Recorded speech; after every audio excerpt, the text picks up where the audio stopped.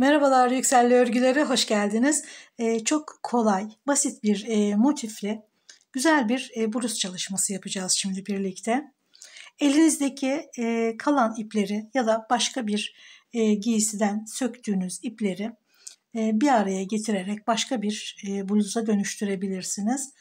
Yeter ki kullanacağınız ipler aynı cinste olsun. Yazlık kıyafet örüyorsak yaz için olan ipleri yani pamuklu, koton, merserize ipleri kullanıyoruz.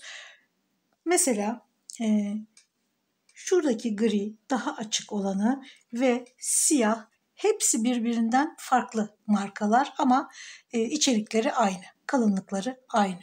Şöyle göstereyim.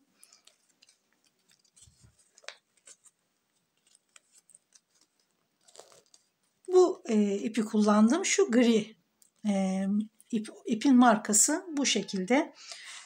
Diğerleri de gene aynı bu ip gibi farklı marka olmasına rağmen hemen hemen birebir aynı iplerden oluşuyor motifler. İsterseniz gene bir markanın ipini kullanabilirsiniz. Elinizde birbirini tamamlamıyorsa ya da elinizde bulunan tek renk iple de tamamını örebilirsiniz. Ama ton sür ton çalışarak bu şekilde çok güzel kıyafetler örebiliyoruz. Elinizdeki ipleri de değerlendirmiş olursunuz.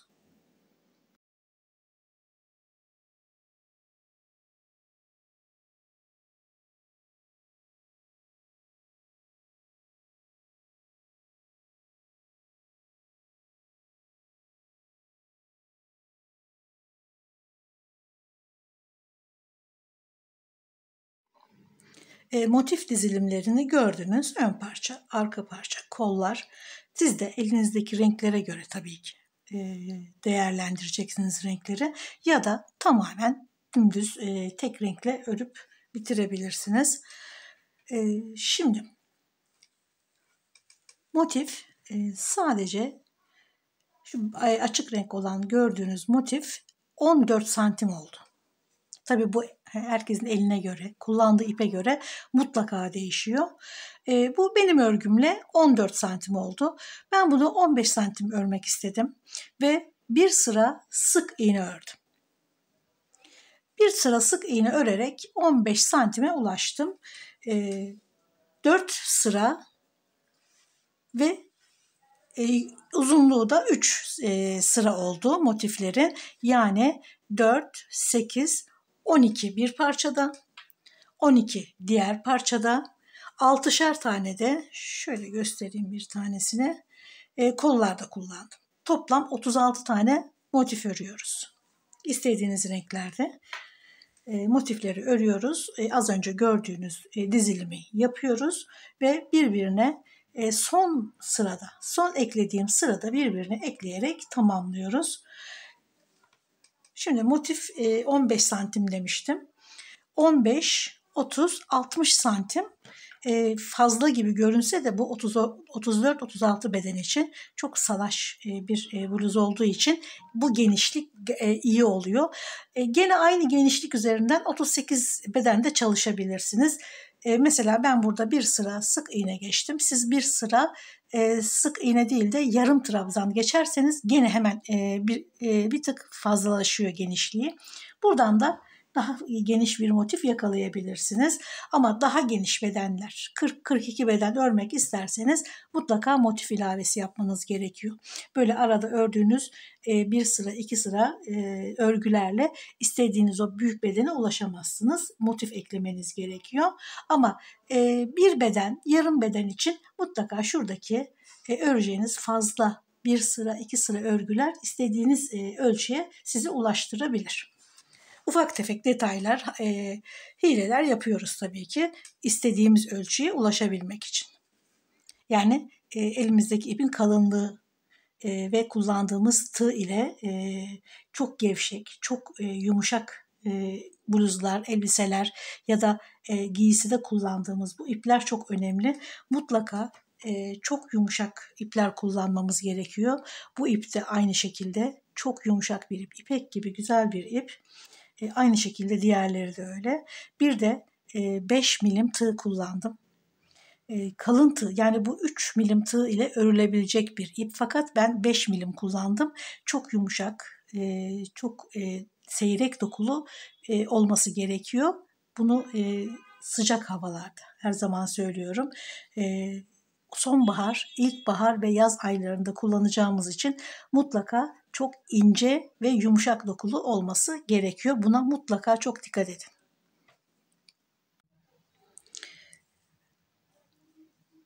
5 milim tığ kullanıyorum.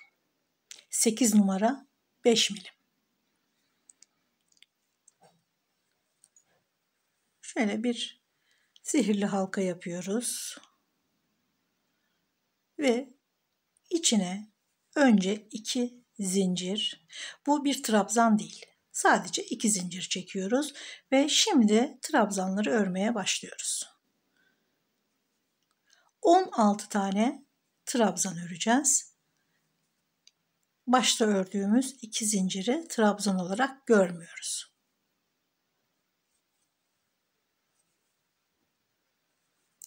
16 tane ikili trabzan örüyoruz.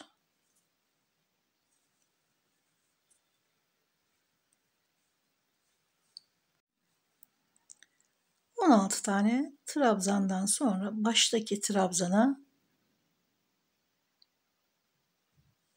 ilmek kaydırarak bağlıyoruz. Şimdi buradaki 2 zincir ek yerindeki boşluğu kapatıyor. Yani ek yerini hiç belli etmiyor. Gayet düz bir görüntü oluşturuyor. Şu arada çektiğimiz 2 tane zincir. Bunu yapmazsak birleşim yerleri hep bir aralık kalabiliyor. Bunu engellemek için o 2 tane zinciri mutlaka çekmemiz gerekiyor ki muntazam bir yuvarlak olsun. Şimdi zaten bunu şöyle sıkıp içinde yürüterek kaybedeceğiz. Şimdi ikinci sıraya geçiyoruz. Şuraya. Bunun için eklediğimiz trabzanın boşluğuna, yani şu 2 trabzan arasına ipi taşımamız gerekiyor. İlmek kaydırarak geldik. Şimdi 3 zincir. Bu trabzan. Birinci trabzan. 2 tane ikili trabzan örüyorum. 3'e tamamlıyorum. Araya 2 zincir. 2 tane trabzan atlıyorum. Hemen araya gene boşluğa batıyoruz. Oraya da 3 trabzan, gene 2 zincir, 2 tane trabzan atlıyoruz. Yani bir boşluk atlıyoruz.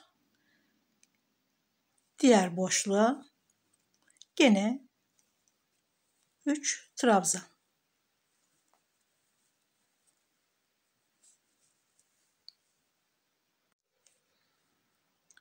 Bir, iki, üç, dört, beş, altı, yedi, 8 tane örüyoruz. Sonra gene 2 zincirle 3 zincir olarak ördüğümüz ilk trabzanın 3. zincirine ilmek kaydırarak bağlıyoruz. İkinci sırayı da tamamladık. Şimdi 3 zincir çekiyoruz.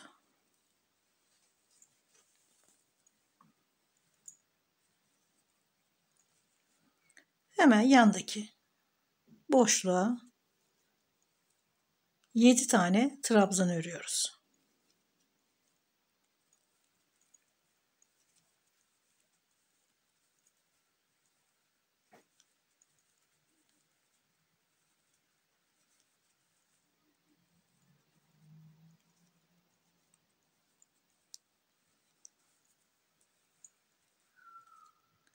İki, 4, 6, 7. Araya hiç zincir çekmiyoruz ve diğer boşluğa geçiyoruz. Aynen oraya da 7 tane trabzan.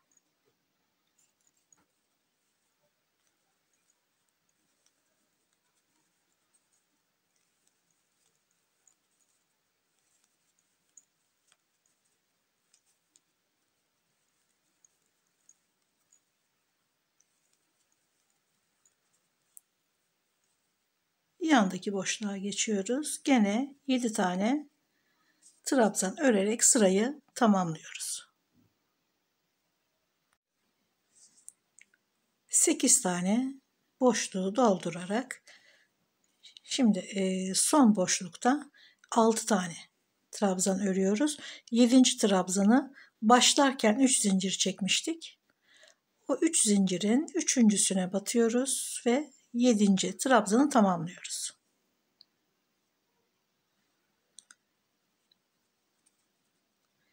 Şu boşluğa batıyorum. İpi buraya taşıyorum. Gene ilmek kaydırarak. 1, 2, 3 sıra ördük. Şimdi şu sırayı örüp yani 2 sıra sonra motifi tamamlıyoruz ve sık iğnelerine geçeceğiz. 1, 2, 3, 4, 5, 6, 7 zincir çekiyorum. Diğer boşluğa ikili trabzan. Burası köşe olacak. Buraya 5 zincir çekiyorum. Gene aynı yere ikili trabzan. İlk köşeyi ördük. Gene 5 zincir. Diğer boşluğa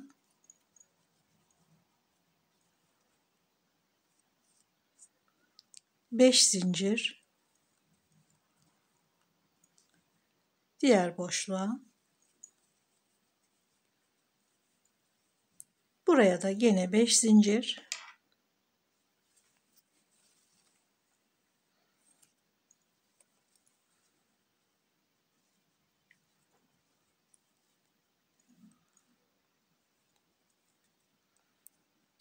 Aynı boşluğa ikinci köşeyi örüyoruz.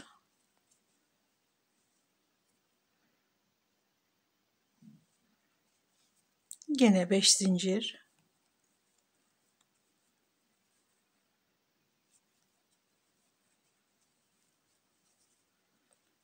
Beş zincir.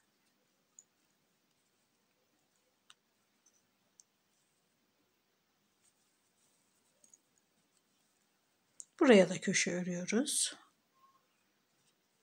Gene 5 zincir.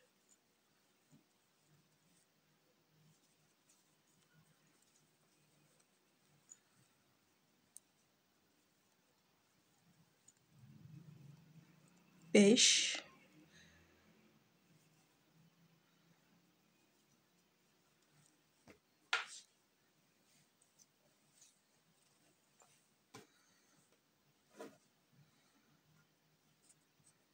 Bir, iki, üç. Şimdi dördüncü köşeyi örüp bu sırayı da tamamlıyoruz. 5 zincir gene.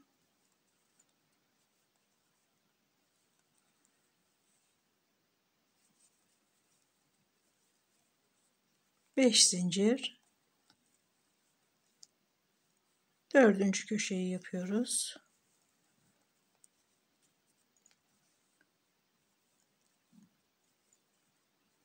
Beş zincir. Burada 7 zincir çekmiştik. 2 tanesi buradaki trabzan içinde. Bir, ikinci zincire sırayı tamamlayıp bağlıyoruz.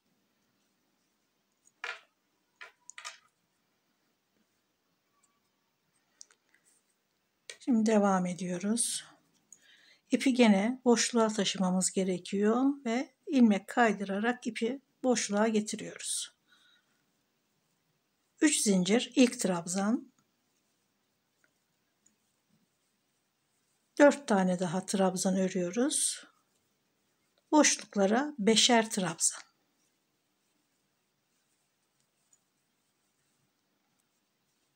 Şimdi köşeyi öreceğiz. 1 zincir.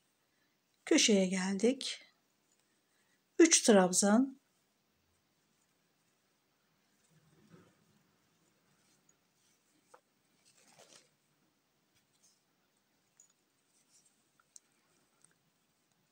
Üç zincir. 3 trabzan.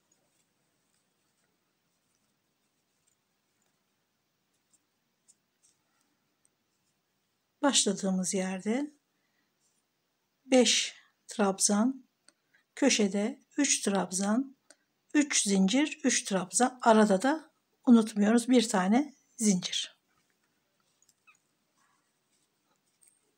Araya bir zincir, boşluğa geliyoruz. 5 trabzan,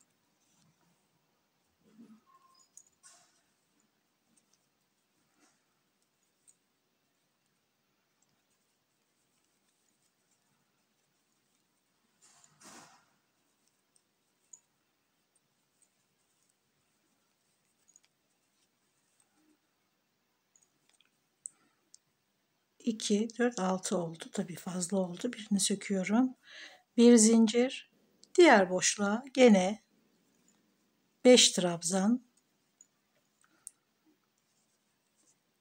5 trabzan, 5 trabzan, köşeye buradaki gibi 3 trabzan, 3 zincir, 3 trabzan, aralarda mutlaka bir zincir çekerek sırayı tamamlıyoruz. Evet, motifi tamamladım. Gene 5 tane trabzan ördüm. Araya bir zincir. Başlangıçtaki 3 zincirin üçüncüsüne, yani ilk trabzana ipi ilmek kaydırarak bağladım, tamamladım. Şimdi hemen ölçüsüne de bakalım.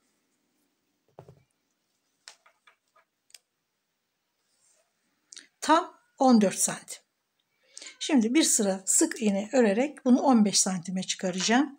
Ama siz bu haliyle de yeterliyse bedeniniz için bu haliyle de kullanabilirsiniz. Ben birazcık arttırmak amaçlı bir de elimdeki renkleri kullanarak daha farklı bir bluz örmek için renk kattım. Ton, sürton kullandım. Tabii ki siz gene dediğim gibi farklı renklerde ya da hiç renk katmadan, hatta hiç sık iğne örmeden motifleri bu haliyle de kullanabilirsiniz. Şimdi sık iğneyi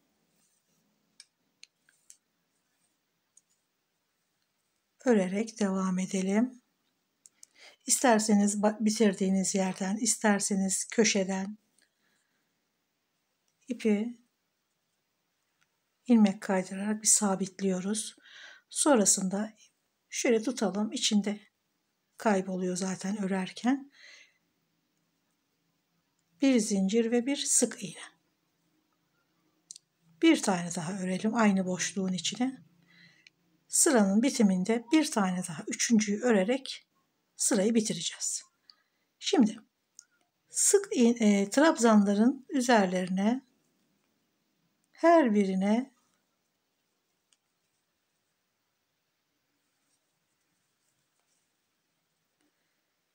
ve boşluğa bir tane, bir zincir çekmiştik boşluklarda.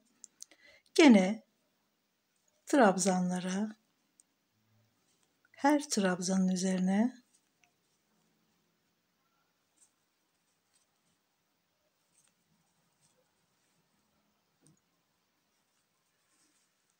boşluğa bir tane, trabzanlara bir tane,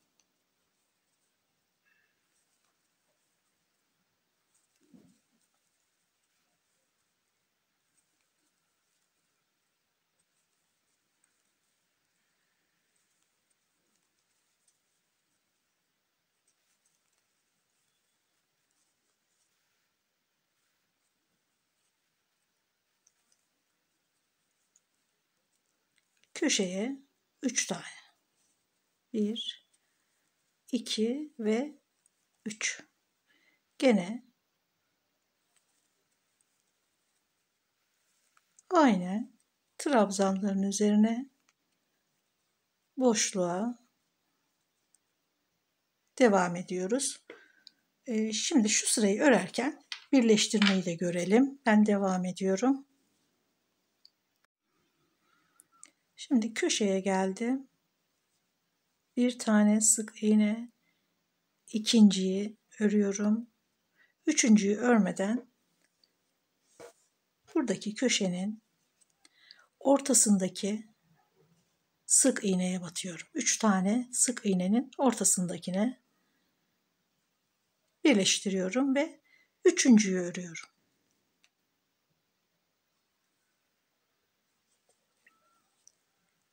Şimdi devam ediyorum trabzanların üzerine. Şimdi boşluğa bir tane ve bakın aynen deseni devam ettiriyoruz. Yani karşılaştırıyoruz şöyle birleştirirken. Boşluktaki sık iğnenin üzerine ekliyoruz. Ve trabzanlara devam ediyoruz. 2, 3. Burada 5 tane trabzan vardı. Bunun da ortasında bir ekleme yaptım. İsterseniz hiç yapmazsınız. Sadece boşluklara ekleme yaparsınız. Ama ben 5 tane trabzanın ortasındaki trabzanlara da ekleme yaptım. 3 tane ördüm. Yani tam ortadaki trabzanın üzerinden karşılığına aynı şekilde batarak birleştiriyorum. Devam ediyorum. Boşluğa geldim. Gene bu tarafın boşluğundan ekliyorum. Devam ediyorum.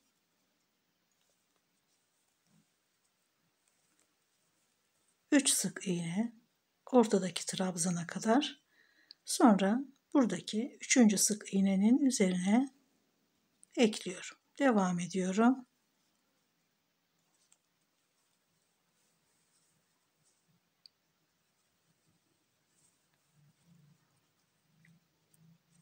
Boşluğa geldim. Tam karşılığındaki boşluktaki sık iğnenin üzerinden ekliyorum. Trabzanların üzerinden devam ediyorum.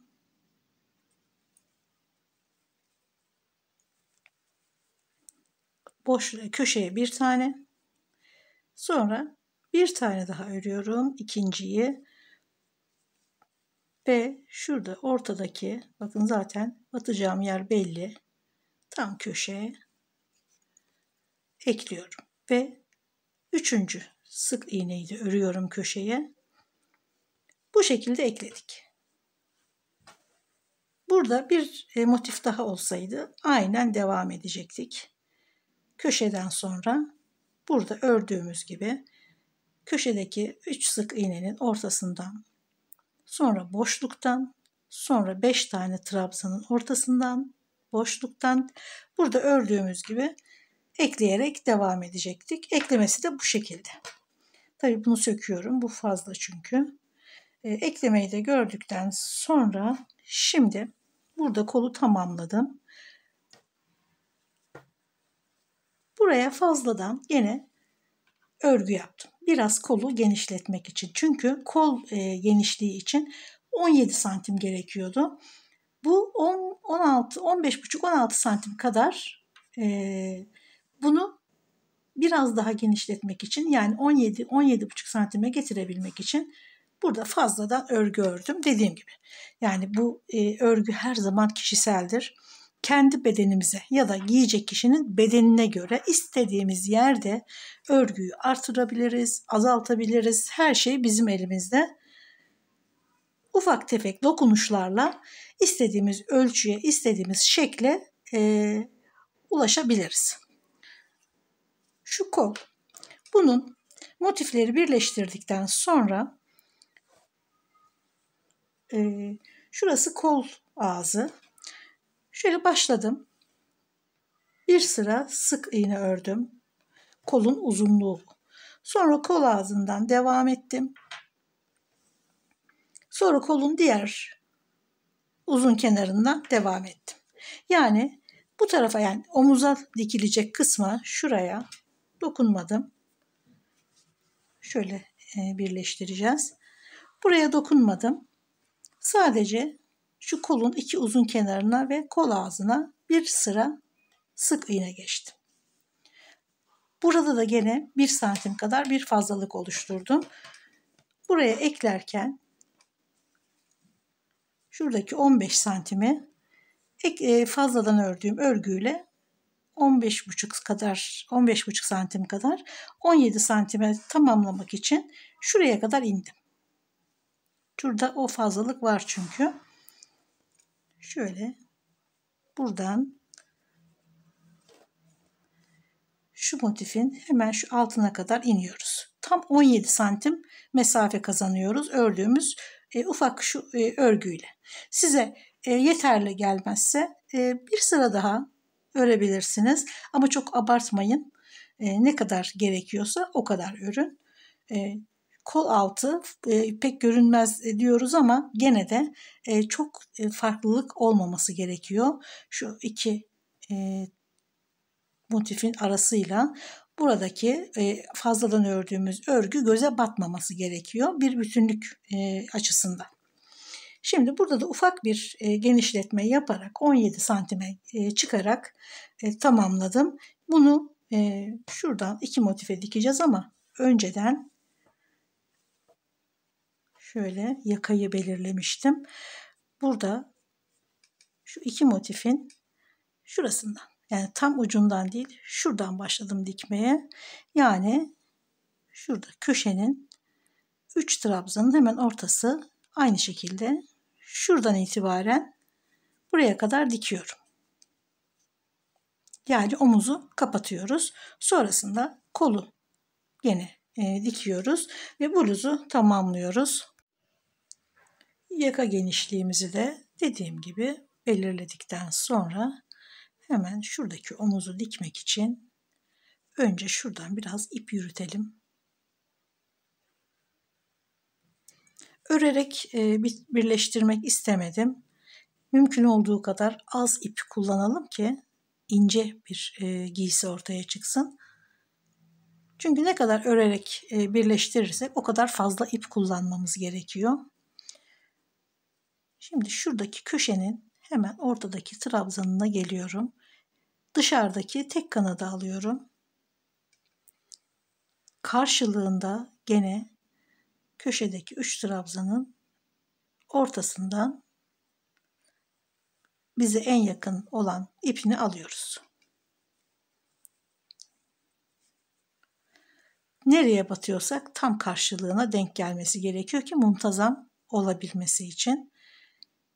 Şimdi bu tarafa geçmiyoruz. Önce hemen ipin olduğu tarafın yanına geçiyoruz. Gene buradan içine batıyoruz örgünün ve tek ipini alıyoruz. Karşılığında tek ip alarak devam ediyoruz. İp şimdi bu tarafta, buraya geçiyorum ve karşılığına geçiyorum. İki motifte tam karşılıkları birbirine örtüşmesi gerekiyor. Şimdi ip burada, buraya geliyorum ve tam karşılığına batıyorum.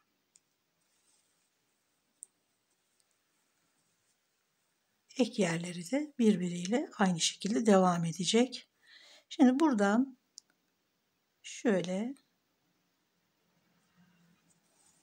devam ediyorum. Sıkmadan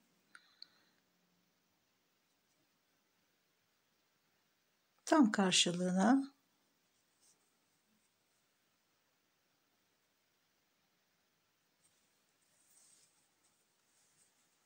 devam ediyorum. Aynı bu şekilde motifler bitene kadar. Yani tek bir motifin sonuna kadar.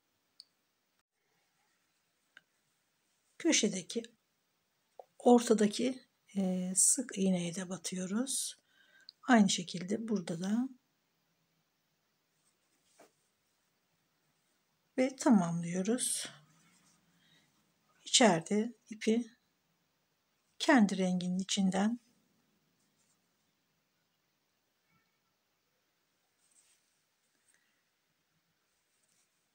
biraz da sağlamlaştıralım.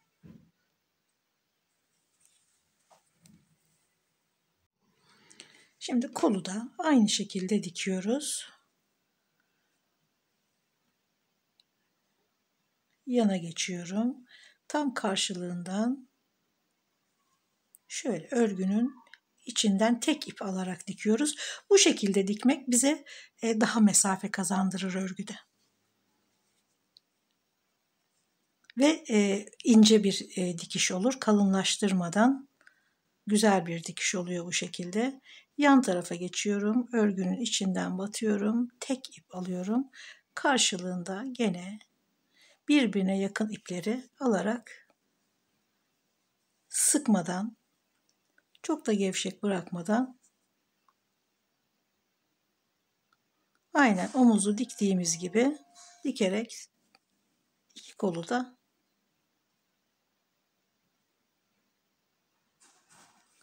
tamamlıyoruz ve omuza dikerek örgüyü bitiriyoruz.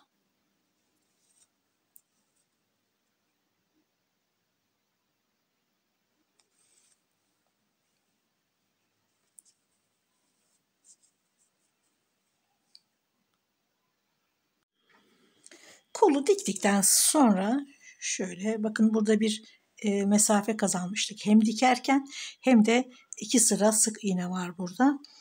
O mesafeyi de burada kazanıyoruz ve 15 santim olan motif yüksekliğini 17 santime, hatta 17,5 santim bile oldu.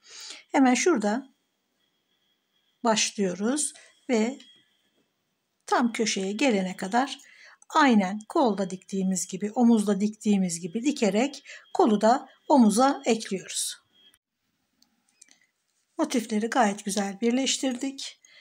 Hatta şurada 1-1,5 santim kadar da mesafe kazanıp 17-17,5 santime kadar uzattım kol yüksekliğini. Ve ortaya benim çok beğendiğim güzel bir bluz çıktı. Umarım siz de beğenirsiniz. Renkleri istediğiniz gibi kullanabilirsiniz. Elinizdeki ipleri değerlendirebilirsiniz. Umarım benim kadar severek örersiniz. Videolarımı beğeniyorsanız, bundan sonrakileri de izlemek isterseniz beğenmeyi ve abone olmayı lütfen unutmayın. Görüşmek üzere, sağlıkla kalın.